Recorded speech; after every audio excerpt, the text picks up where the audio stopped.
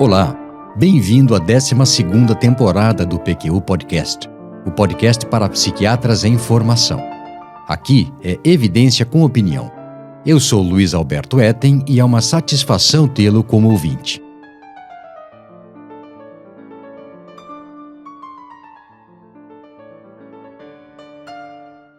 O nome desse episódio, Eixo 4, aproxima-o de grandes obras sobre saúde e doença mental com números no título. Ardil 22, Catch-22 em inglês, romance do escritor americano Joseph Heller, publicado em 1961, e Enfermaria 6, conto considerado a obra maior do escritor russo Anton Chekhov, de 1892. Não que esse episódio esteja no mesmo patamar dessas grandes obras, quem dera, mas foi uma oportunidade que encontrei de apresentar esses clássicos da literatura para o ouvinte do PQU Podcast. Falarei aqui sobre um outro texto clássico, parte de um livro que impactou enormemente a prática psiquiátrica desde que foi lançado, o DSM-3, da Associação Psiquiátrica Americana, publicado em 1980. Especificamente, falarei sobre o Eixo 4, uma tentativa de melhorar o entendimento da contribuição de eventos de vida estressantes na gênese e desenvolvimento de transtornos mentais. Antes de submergirmos no tema, porém, permita-me lembrar que o PQU Podcast é uma iniciativa independente do Vinícius e minha que conta com o reforço da Maria Clara Faleiros, do Tiago Apolinário e de convidados, com a eficiência do time da Predicado Comunicação e a do Estúdio Vira Disco. Nosso objetivo é divulgar informações que julgamos de interesse para o psiquiatra em formação. Se gosta desse nosso projeto, fale dele para os amigos e colegas e compartilhe os links. Contamos com essa divulgação. Obrigado. Já falamos muito do DSM-3 aqui no PQU Podcast, bem e mal, elogiando e criticando, reconhecendo seu valor, mas também que seus critérios diagnósticos são arbitrários, que contribuiu para o avanço da psiquiatria, mas não tanto quanto se imaginou, e por aí vai. Fato é que nunca tratamos parte dele como um texto clássico, o que decidi fazer com o Eixo 4. Comecemos com um flashback. Uma mudança importante imposta pelo DSM-3 foi que o diagnóstico do paciente com transtorno psiquiátrico teria 5 partes, denominadas eixos. E os 5 eixos eram: Eixo 1, descrição do episódio atual do transtorno. Eixo 2, descrição dos traços e dos transtornos de personalidade. Eixo 3, descrição de qualquer doença física que fosse potencialmente relevante para a compreensão e manejo do caso clínico. Eixo 4, descrição de a quanto estresse o paciente estava submetido. E eixo 5, descrição do mais alto nível de funcionamento adaptativo no ano anterior. Os eixos 4 e 5 não eram de preenchimento obrigatório após o atendimento de um paciente. O título do eixo 4 era Problemas Psicossociais e Ambientais.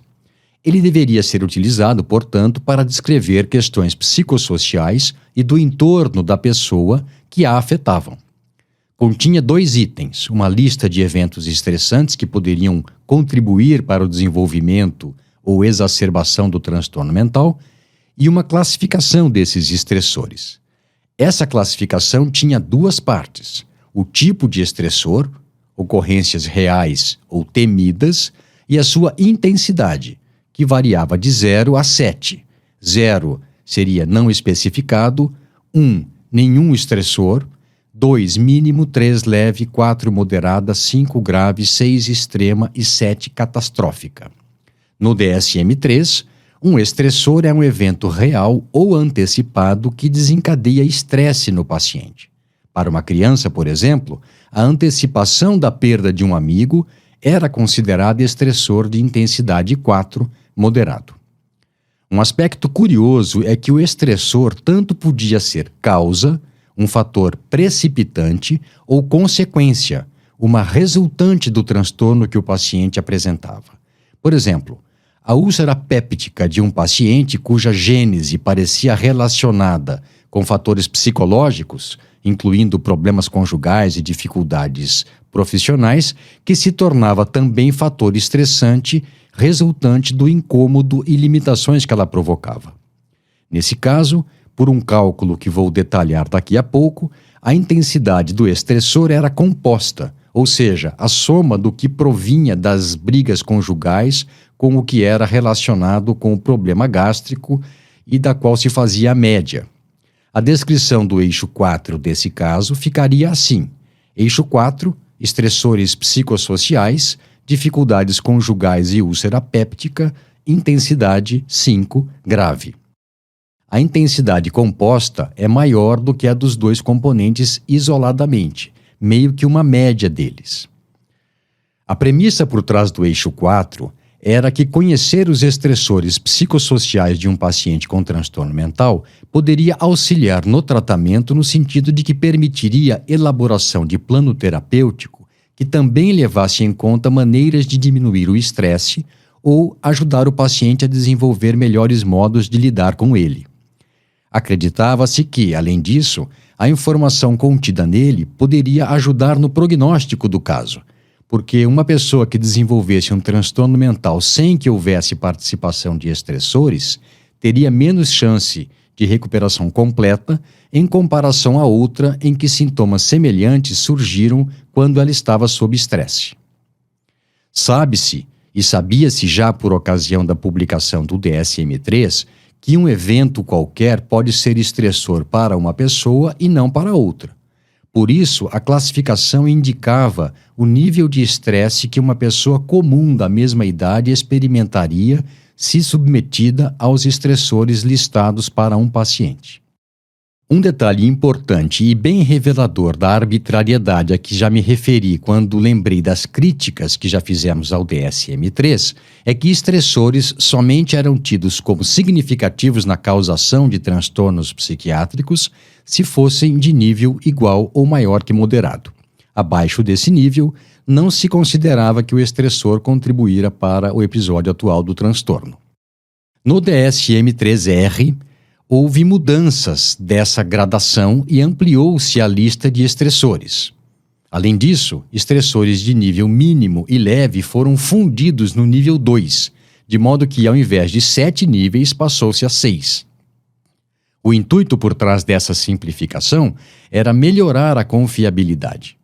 Mais uma coisa, passou-se a considerar que existiam estressores agudos, com menos de 6 meses, e duradouros, com mais de 6 meses de duração. No DSM-3R, a lista de estressores foi ampliada, como já comentei, e organizada por áreas da seguinte maneira: problemas conjugais, noivado, casamento, discórdia, separação e morte de cônjuge, por exemplo. Questões parentais, tornar-se pai ou mãe, atritos com a criança e doença da criança. Outras questões interpessoais, problemas com vizinhos, amigos, colegas de trabalho, parentes. Aqui se enquadram doença de um amigo e discussões com o patrão, por exemplo. Problemas ocupacionais envolvendo emprego, vida acadêmica, trabalhos domésticos. Aqui se enquadrariam desemprego, aposentadoria, bullying na escola, por exemplo. Circunstâncias de vida, mudanças de casa, ameaças à segurança pessoal, imigração. Questões financeiras, mudanças de status financeiro, dificuldades financeiras. Questões legais, prisão, ações penais, processos ou julgamento. Questões relacionadas ao desenvolvimento, fases do ciclo da vida, isto é, puberdade, início da vida adulta, menopausa, velhice. Problemas de saúde, doenças, acidentes, cirurgia, aborto. Outros estressores psicossociais, desastres naturais ou resultantes de ação humana, deslizamento de encostas, por exemplo, gravidez não desejada, perseguição política ou profissional, nascimento de filho temporão e estupro. Na avaliação de estressores, o DSM-3R recomendava que todos os que contribuíram para o desenvolvimento do episódio atual do transtorno fossem registrados, mas que raramente deveriam ser mais do que 4. Também que, no caso de múltiplos estressores, eles fossem anotados seguindo hierarquia de importância e magnitude. Em termos de magnitude, para adultos era assim: eventos nível 2, mínimos, agudos, Ruptura de relação amorosa, começo ou fim de período escolar, filho saindo de casa para estudar fora. Duradouros, conflitos familiares, insatisfação profissional, morar em bairro com muita delinquência. Eventos nível 3, moderados. Agudos, casamento, separação, perda de emprego, início em novo emprego, mudança de casa, aposentadoria, aborto espontâneo, menopausa. Duradouros, conflitos conjugais, problemas financeiros, dificuldades com chefes e supervisores. Eventos nível 4, graves. Agudos, divórcio, nascimento do primeiro filho, imigração. Duradouros, desemprego, pobreza. Eventos nível 5, extremos, agudos, falecimento do cônjuge, diagnóstico de doença grave, estupro. Duradouros, doença crônica grave ou doença grave em filho, violência sexual ou física recorrente. Eventos nível 6, catastróficos, agudos, morte de um filho, suicídio de um cônjuge, catástrofe natural. Duradouros, ser tomado como refém, experiência em campo de concentração. Para crianças e adolescentes, a escala de estresse psicossocial era assim: nível 2, leve, agudos, ruptura de relação amorosa, mudança de escola. Duradouros, viver em bairro muito populoso, conflitos familiares. Nível 3, moderado, agudos, expulsão da escola, nascimento de irmão ou irmã. Duradouros, doença crônica incapacitante de pai ou mãe, desentendimento conjugal crônico, educação severa e restritiva. Nível 4, grave, agudos, divórcio dos pais, gravidez não desejada, detenção. Duradouros, desaprovação ou rejeição dos pais, pais com doença grave de mau prognóstico, passagem por vários lares adotivos. Nível 5, extremo, agudos, traumatismo sexual ou físico, morte de um dos pais. Duradouros, violência sexual ou física recorrente. Nível 6, catastrófico, agudo, falecimento de ambos os pais. Duradouro, doença crônica de mau prognóstico. Os estressores de magnitude igual ou maior que moderada deveriam ser relacionados com o diagnóstico de eixo 1 ou 2 se ocorressem no ano anterior à consulta e se tivessem contribuído com o surgimento de um transtorno mental, com a recidiva ou recorrência de transtorno mental já apresentado no passado ou com o agravamento de transtorno mental já instalado. Nesse último caso, exemplos eram os efeitos deletérios de um divórcio em paciente com depressão ou com esquizofrenia. Como já contava no DSM-3, o estressor pode também ser decorrente do transtorno mental e, ao mesmo tempo, causa do seu agravamento. O exemplo clássico é o de abuso de substâncias, levando a dificuldades conjugais que culminam com o divórcio, que por sua vez contribui para o agravamento do consumo de drogas e do comportamento de risco da pessoa e até mesmo para o desencadeamento de um episódio depressivo. O DSM-3-R fornece mais detalhes sobre como estimar a gravidade de um estressor. Em tradução livre, o psiquiatra deve se basear na estimativa do impacto daquela ocorrência ou das ocorrências em pessoa comum que vivesse em circunstâncias parecidas e com os mesmos valores socioculturais.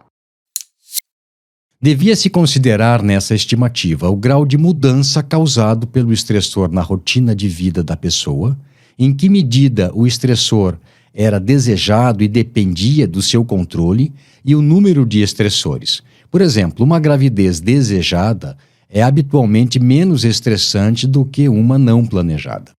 Um detalhe que somente quem ler atentamente o texto vai captar é que mesmo que um estressor específico possa ter impacto maior sobre alguém mais vulnerável ou mais frágil emocionalmente em virtude de conflitos internos, a avaliação do clínico não deverá levar em conta esse aspecto, somente a gravidade do estressor em si. Uma curiosidade. Sabe onde ficavam essas informações todas no DSM-3 e no DSM-3-R? Se pensou que, numa sessão específica, após a apresentação dos eixos 1, 2 e 3, errou feio, errou rude. Ficavam na parte que não costuma ser lida com atenção, as recomendações de uso. No caso do DSM-3, é uma espécie de manual do usuário do Manual do Diagnóstico e Estatística da Associação Psiquiátrica Americana, ou seja, logo no começo, antes da descrição dos eixos 1 e 2. Tudo bem até aqui? Legal. Mas por que o eixo 4 não vingou? Por que não existe no DSM-5? Por várias razões. Para começar, o eixo 4 do DSM-3, revisto no DSM-3R e no DSM-4, inspirou-se vagamente e até de forma indolente em escalas já existentes da década de 60 e 70, de modo a que o rigor delas se perdesse. Também porque a confiabilidade e o grau de concordância das avaliações dos eventos estressantes do eixo 4, dita como bastante boa ou apropriada no próprio DSM-3, depois foi bastante questionada por problemas metodológicos que limitavam a generalização dos resultados. Isso porque a definição dos eventos no eixo 4 exigia que a avaliação do médico levasse em conta diferentes aspectos dos estressores e ainda refletissem a influência composta de múltiplos estressores, sendo que o único respaldo para essa tarefa era um conjunto de exemplos do que seriam as avaliações adequadas para alguns estressores individuais. E não só isso. No contexto clínico, da mesma forma que em estudos retrospectivos, havia o problema de se ter que lidar com distorções na recordação precisa de eventos de vida. Além disso, o DSM-3 e o DSM-3R recomendavam que apenas estressores que pudessem ter contribuído para o desencadeamento ou exacerbação do quadro fossem relatados. O que, vamos e venhamos, é complicado, visto que o papel de eventos de vida estressantes na origem e na manutenção de transtornos mentais ainda é controvertido. Colocado de outra forma, temos que, na prática, eventos de vida estressantes eram identificados de modo subjetivo e idiosincrático em entrevistas clínicas não estruturadas e que uma das maiores fraquezas do eixo 4 era a falta de diretrizes sobre como obter as informações básicas a partir das quais algumas inferências seriam feitas. Trata-se de caso típico de excelente ideia que poderia de fato ter trazido benefícios para o entendimento da relação entre eventos de vida e transtornos mentais, porém sem os comandos corretos para a sua aplicação prática, de difícil realização. De modo irônico, o Vinícius comentou que essa questão nem o ChatGPT resolveria. Por fim, alguns pesquisadores demonstraram de modo convincente que a maneira como os médicos categorizavam os eventos de vida não refletia a magnitude da experiência na visão dos pacientes, que tendem a considerar os estressores mais graves do que julgam os médicos. Essa discordância reforça a hipótese muito conhecida na literatura sobre eventos de vida, a de que o significado pessoal de um evento de vida afeta a percepção da magnitude dele. Quando o eixo 4 foi proposto, argumentava-se que a avaliação subjetiva que o paciente fazia do estressor informava mais sobre ele, paciente, sobre a psicopatologia dele, do que sobre a magnitude do estressor psicossocial propriamente dito. Isso mudou. A opinião do paciente sobre o impacto do estressor, como regra, é mais informativa e tem maior valor prognóstico do que a impressão do médico. Portanto, vale a pena escutar o que o paciente pensa dos eventos de vida que ele experimentou e como ele reagiu, pois desse relato se terá uma ideia das vulnerabilidades e pontos fortes dele. Não há dúvida de que a inclusão do eixo 4 no DSM-3 foi uma tentativa válida para incentivar os médicos a considerar e registrar estressores psicossociais para cada paciente. E por ter sido incluído em um sistema diagnóstico que foi amplamente aceito, caiu na boca do povo, como se diz, permitindo algum avanço do que vinha sendo feito por pesquisadores que trabalhavam com eventos de vida em escala muito menor. A hipótese de que a gravidade de um estressor associado aos primeiros episódios de um transtorno mental poderia ser menor para desencadear episódios subsequentes, até que o transtorno se tornasse autônomo, menos dependente de fatores externos, por exemplo, foi reforçada com a inclusão do eixo 4. Além disso, que fique bem claro, os problemas e limitações do eixo 4 eram exatamente os mesmos com que os pesquisadores da influência de eventos de vida na causação e no desenvolvimento de transtornos mentais se digladiavam desde sempre. Ou seja, a inclusão do eixo 4 no DSM-3 permitiu que muito mais fosse discutido em busca de soluções para os problemas nesse campo de estudo, sendo que até hoje não há consenso.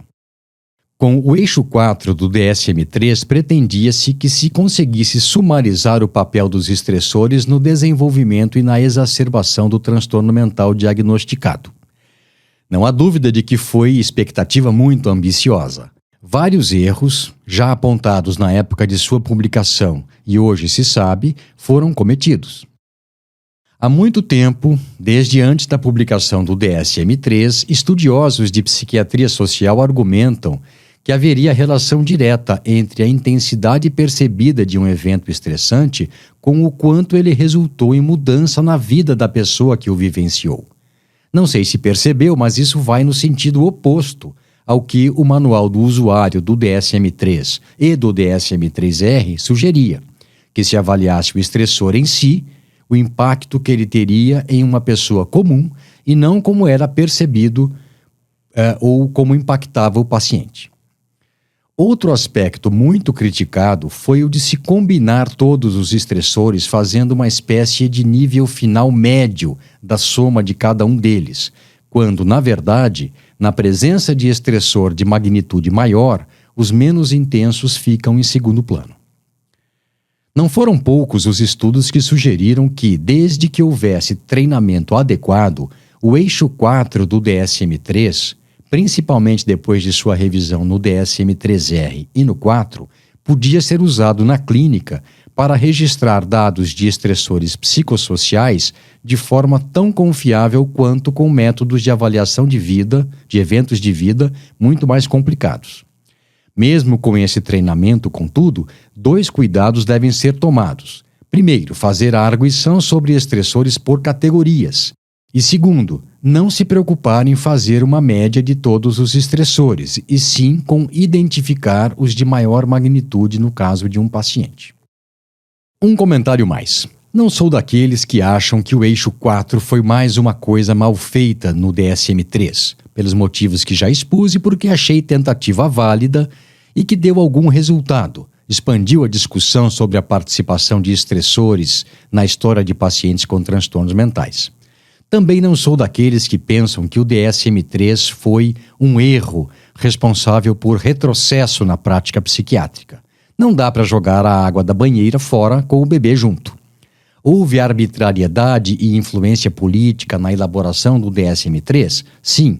Houve deterioração nos sucessivos processos de revisão nas edições subsequentes? Sim. Houve excessos visando lucro? Sim. Mas isso não significa que algo do todo não tenha tido valor. A influência que ele exerceu sobre a CID, o esforço para que a linguagem dos 2 sistemas fosse semelhante, a padronização de linguagem entre os psiquiatras e outras coisas boas.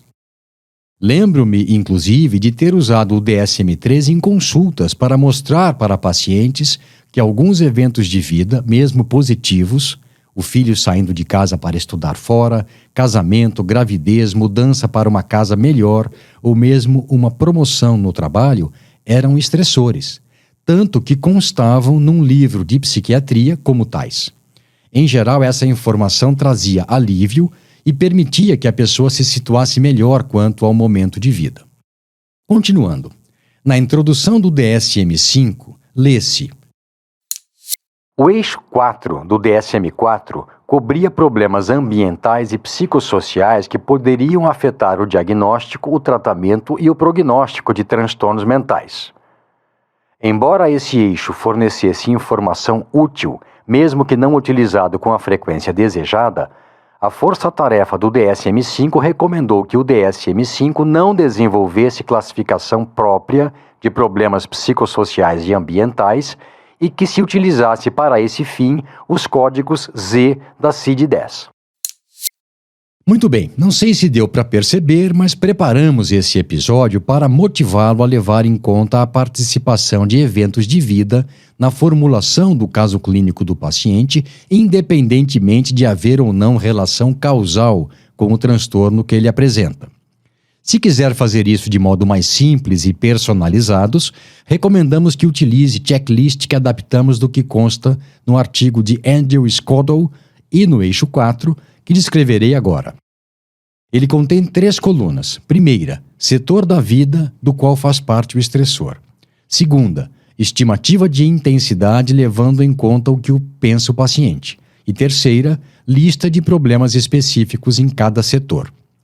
Os setores são educação-trabalho, relacionamento conjugal familiar com parentes e com amigos, moradia, acesso a serviços de saúde, finanças, enquadramento legal e outros mais específicos, imigração, perseguição política. Com essa dica, encerro esse episódio do PQ Podcast, em que, ao descrever o nascimento, o ápice e a morte do eixo 4 do DSM, relembrei você, cara e caro ouvinte, a sempre levar em conta os eventos de vida dos pacientes que atende. Ao fazer isso de modo sistemático, sua visão do caso clínico será muito mais abrangente.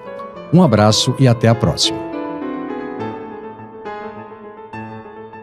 Você ouviu mais um episódio do PQ Podcast. Acesse nosso site pqpodcast.com.br, onde encontrará todos os episódios já publicados, com as respectivas referências, organizados por data, autor e sessão. Também estamos no Instagram e no YouTube. Agradecemos sua atenção.